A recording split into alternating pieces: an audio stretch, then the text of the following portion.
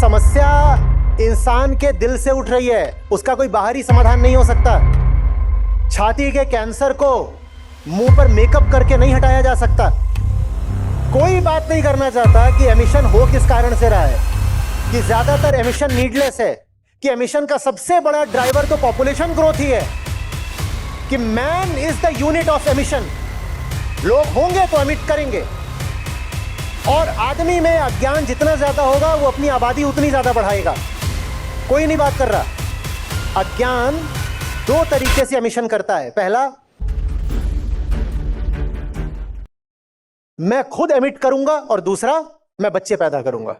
ये दोनों बातें अज्ञान से निकलती हैं।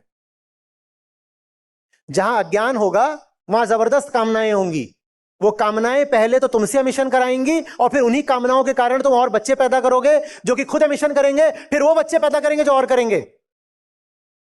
आपको क्लाइमेट क्राइसिस रोकनी है, उसका सबसे अच्छा तरीका है डिपॉपुलेशन। और डिपॉपुलेशन का मतलब ये नहीं होता कि लोगों को मार दो, लोग अपने आप मरते हैं। तुम बस और ज्यादा पैदा करने बंद करो। लोगों की तो एक उम्र होती है, एक अवधि होती है, वो खुद ही विदा हो जाएंगे। तुम जिस तादाद से, जिस गति से नए बच्चे पैदा कर रहे हो, इनको पैदा करना बंद करो। पृथ्वी खुद ही फिर धीरे धीरे अपने आप को संभाल लेगी, अपनी मरम्मत कर लेगी, अपने जख्मों को भर लेगी।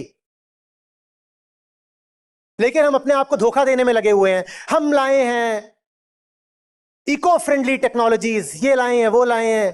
अरे तुम ईवी भी लेकर के आओगे तो 30-40% ही तो कम एमिशन होता है ना उसमें, नेट एंटायर लाइफ साइकिल मिला के। पर 30-40% कम एमिशन होता है। ईवी को तुम सब्सिडाइज कर रहे हो, ईवी सस्ती मिलती है, दुनिया के सब देशों में सब्सिडाइज्ड है, और उसके चलने की लागत भी कम होती है। तो नतीजा क्या होगा? जिस घर में एक गाड़ी थी पेट्रोल से चलने वाली, उस घर में 3 ईवी खड़ी हो जाएंगी। अब 3 ईवी खड़ी हो गई तो एमिशन कम हो गया कि ज्यादा हो गया? ज्यादा। पर ये बात हमें समझ, हम खुश हो जाते हैं, ग्रीन टेक्नोलॉजी लाए हैं, ग्रीन टेक्नोलॉजी। तुम लाओ ग्रीन टेक्नोलॉजी, एक पेट्रोल गाड़ी पर 3 ईवी खड़ी हो जाएंगी। अब कर लो जो करना है। और यही हुआ है इतिहास में। ये मैं कोई आशंका नहीं व्यक्त कर रहा हूं, इतिहास में ऐसा ही हुआ है। और सबसे ज्यादा भारत में होगा। अमेरिका में लगभग हर आदमी के पास अपनी एक कार है। वहां अगर 1000 की आबादी है तो वहां 980 कारें होती हैं 1000 लोगों पर। भारत में अभी 1000 लोगों पर 30-35 कार होती हैं, 30-35। तो सबसे ज्यादा कारें बढ़नी कहां है? भारत में ही बढ़नी है। तुम ले आओ ईवी, सबसे ज्यादा यहीं पर बढ़ेंगी। और अभी पार्किंग के लिए लोगों की हत्याएं हो रही हैं अमेरिका में। अब और ज्यादा बिक्री बहुत हो नहीं सकती, वहां पहले ही सबके पास कार है। उनका तो अब यह है कि कार पुरानी पड़ेगी तो अगली ले लेंगे या बड़ी ले लेंगे। पर कार की सबसे ज्यादा जो भूख है वो तो हिंदुस्तान में ही है ना। 1000 लोगों पे 34 कार है, बाकियों को भी चाहिए। तुम लाओ ईवी। आज कैसा ट्रैफिक था सड़क पर? बहुत मजा आया था? बहुत बुरे हाल। समाधान फिर कह रहा हूं आध्यात्मिक है, कानूनी भी नहीं है। इकोनॉमिक्स जरूरी है पर पर्याप्त नहीं है। हां बिल्कुल, फेयर प्राइसिंग होनी चाहिए, इको टैक्सेस होने चाहिए, ग्रीन लेबलिंग होनी चाहिए, पर उतने से बात बनेगी नहीं। अंततः तो मनुष्य के अंतःकरण की सफाई ही करनी पड़ेगी। उसको आनंद के दूसरे द्वार दिखाने पड़ेंगे। अभी उसको आनंद बस इसमें मिलता है कि जाकर पहाड़ का बलात्कार कर दूं और 10-12 बच्चे पैदा कर दूं। 10-12 नहीं तो भी जितने कर सकता हूं उतना तो कर ही दूं, क्योंकि वही तो हैप्पी लाइफ है, वही तो गुड लाइफ है। मनुष्य को बताना पड़ेगा कि आनंद के दूसरे तरीके हैं, और बहुत अच्छे और बहुत ऊंचे तरीके हैं। तुम्हें हर समय कंजम्पशन की जरूरत नहीं है। तुम्हें हर समय एक साथी खोजने की जरूरत नहीं है कि विपरीत लिंगी मिल जाए मिल जाए। ये जो रोमांस का पूरा कल्चर है, इसकी भी गहराई से जांच करनी पड़ेगी। तुम्हारे रोमांस के अंत में और क्या रखा है बच्चों के अलावा? जब तुम कहते हो प्यार हो गया, प्यार हो गया, वो प्यार और कहां जाता है? मैटरनिटी वार्ड ही तो जाता है। और क्या है तुम्हारे प्यार में?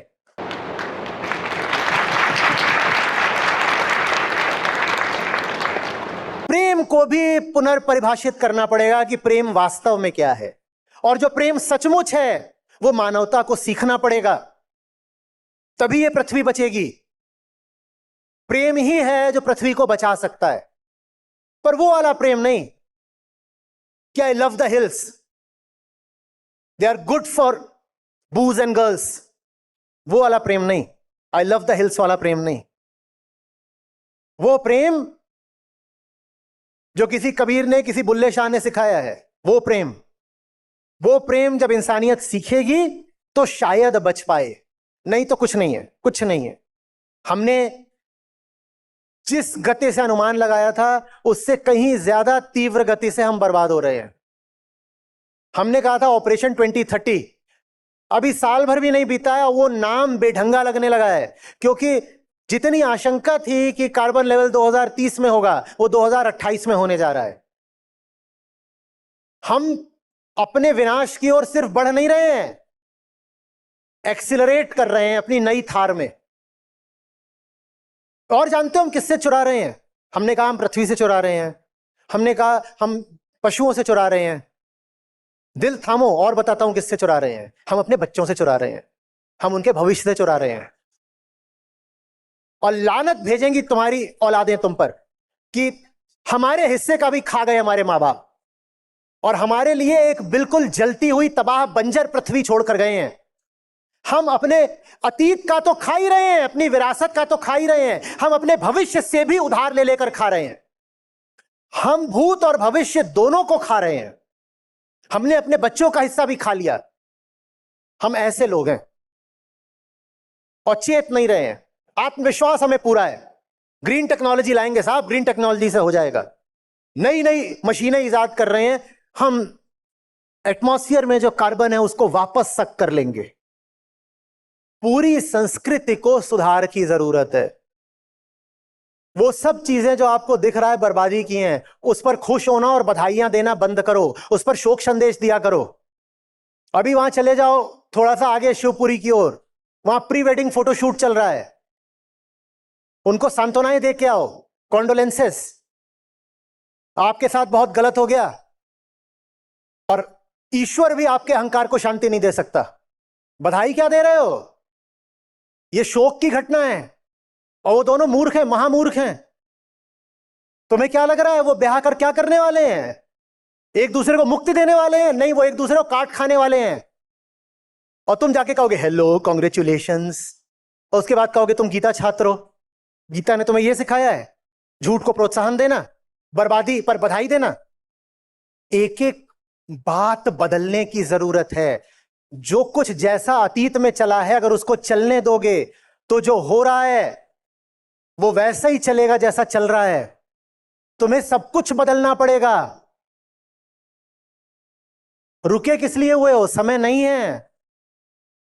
और बदलाव बाहर से ज्यादा यहां चाहिए। यहां आ जाएगा तो बाहर अपने आप सब बदल जाएगा। और कुछ? अरे भाई, आपने माहौल ही बना रखा है जिसमें जिंदगी का मतलब ही यही होता है। जिंदगी माने क्या? ओए मौजा ही मौजा। तो और क्या होगा? आपसे कोई पूछे कि जिंदगी काय में सार्थक होगी, तो आप यही तो बोलोगे, बल्ले बल्ले। ना आपको दर्शन से मतलब, ना ग्रंथ से मतलब, ना बोध से मतलब। आप जिंदगी की गहराइयों में जाना नहीं चाहते। सच्चाई क्या है और प्यार किसको कहते हैं, इससे कोई सरोकार नहीं। तो और क्या करोगे? बोतलें फोड़ोगे, गाड़ियां फोड़ोगे, और करोगे क्या? 70-80 साल मिले ढोने के लिए, इनको कैसे ढोगे? यही तो करोगे। कुछ ना कुछ तो बहाना चाहिए ना जीने के लिए। क्या है बहाना? यही है बहाना। जाओ जाके कहीं से कोई लड़की पकड़ लाओ, लड़का पकड़ लाओ, ओए चल भाई मुर्गा शुर्गा, चिकन शिक्कन, दारू शारू। और क्या करोगे? वक्त कैसे काटोगे? जब जीवन का अर्थ ही हमें ना हमारी शिक्षा ने बताया, ना परिवार ने बताया, ना परवरिश ने बताया, तो बंदा और करेगा क्या? खुशी खुशी खुशी खुशी चिल्लाएगा मुझे खुशी चाहिए, और खुशी के लिए किसी का भी गला काटेगा।